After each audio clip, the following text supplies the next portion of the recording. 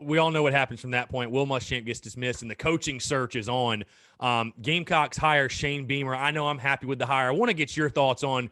Take me through, like, kind of your thoughts overall. Was Shane Beamer, when you were looking at, I'm sure you were just kind of sitting back like all of us and just kind of wondering, who they were going to hire. But was Shane Beamer always on your radar? Did you kind of have, like, other names in mind? I'm not sure. Were you a part of the because I know John was talking about the Letterman meeting or whatever. I would imagine you were probably a part of that because they had a ton of former Gamecocks on.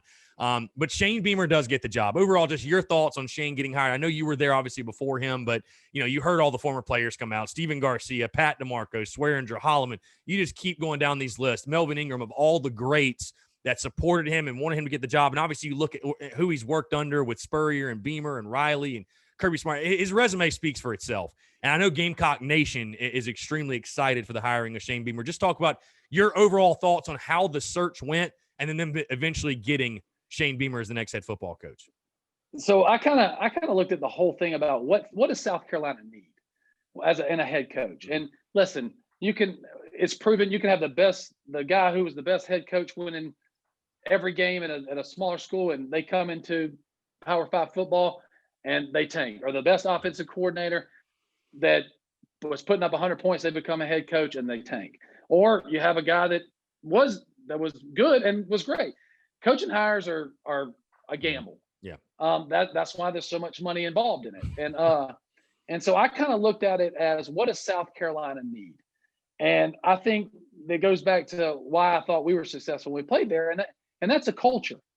And kind of like the NFL draft, guys, and let's use say Baltimore Ravens get the first pick. They're not going to draft the best player in the draft with Trevor Lawrence. They're going to figure out their needs, and they're going to draft that guy, or they're going to trade away from that. So I think South Carolina needed more than an X's and O's guy. I think they needed I think Muschamp got to an era where it started to be a must win, and the focus on culture was not as much there because he got in a must win to keep your job situation. Right. So then you start saying, well, then we need to focus on the X's and O's more.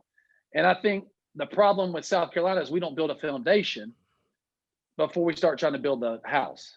And so I think with this coaching search, I think Shane Beamer, with the support of all his former players, listen, if there's a guy you want to play for and you'll run the wall for him, and this many people are saying it, to me, it's like, okay, this is the culture we need. We need this type guy that's also going to reach back out to alumni, even if it's those guys. Like, those guys sell the university. They're NFL guys. Yep. They sell the university. And then you got the guys like me that, love the university, want to see them win, aren't a big name, but feel that I could reach out to Shane Beamer and he'd eventually call me back under his busy. I mean, listen, he had 600 text messages. I mean, it'd give him some time. Yeah. But that he would give us an opportunity to come back and see the facilities and talk and reach out to us. So I think a culture has to be established there. And I think Gamecock fans have to be patient. I think let's not in year 2 or year 3 say, oh, well, if we're not winning 9 games, it's time to start looking. Like, let's understand, let's look where it's going. Let's look where we're at. Let's look where it's going and see if it's getting better. There's something about a locker room full of kids that will run through a wall for you. And, of course, I'll be interested to see who his staff is, because I think he needs an offense. Listen, it's as much as I hate to say this, it's a Clemson design. And I think Shane Beamer's a good coach, but I also think where his strength is he can recruit. He's very personable, and he will build a culture. And if he can do that and help and allow his coordinators to coach, and then step in and coach, obviously, but allow them to run their systems and get good at them, I think we can build something here. So yeah, I'm totally excited for Shane Beamer. I'm curious to get your take on this as far as from the coaching perspective, because again, I agree with you on all the points about culture. And I think when what you've seen in the early comments he had in his introductory presser, and I mean, obviously the one thing that stands out, the video of him walking around really be like literally tearing up. And it's like, that tells you all you got to know. But we hear that a lot. I want to get your take on this, Jeff. We hear that a lot as far as like the CEO type, right? And like you said, call it for what it is, the Clemson design. Like, that's basically what Dabo does. He just sells the program, he builds the culture, and he lets his coordinators go coach.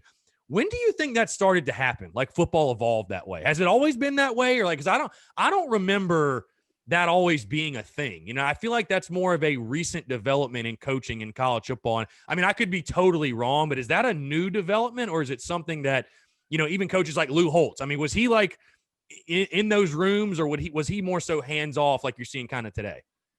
Coach Holtz would get involved and sometimes too much involved, but he was pretty hands off and let his coaches coach, Gotcha. and he would run a program. The reason I think this has changed is because social media Right. and all the time and message boards and other things are telling these kids in high school of how good they are, and they're basing their worth on likes and retweets and things like that. And so when you tell a kid how good they are their whole life, and then they step on the field and they realize, oh shit, I'm about to play. These are men out here. I play with a bunch of boys. These are men out here. Then reality hits them, and I think they need the reinforcement of, hey, I can go to my head coach and talk to him and build these relationships, because I think it's almost two full-time jobs. You got a guy that's going to build a culture and love the university and want to be here and sell it, but he's also got to lead the program of coaches too. So he's leading two different groups. He's leading a group of kids, and let's call them what they are. When they're 18 years old, they're still kids, learning how to be on their own and manage their time. And you're leading a group of men that have egos too in the coaching world, that you got to say, hey, this is my show. Here's how we're going to do it, and do it this way because this is what's best for kids as well. So I think it's two different jobs based on how much kids have been told how good they are and social media and things like that. And I think, listen, Dabo does a heck of a job with it.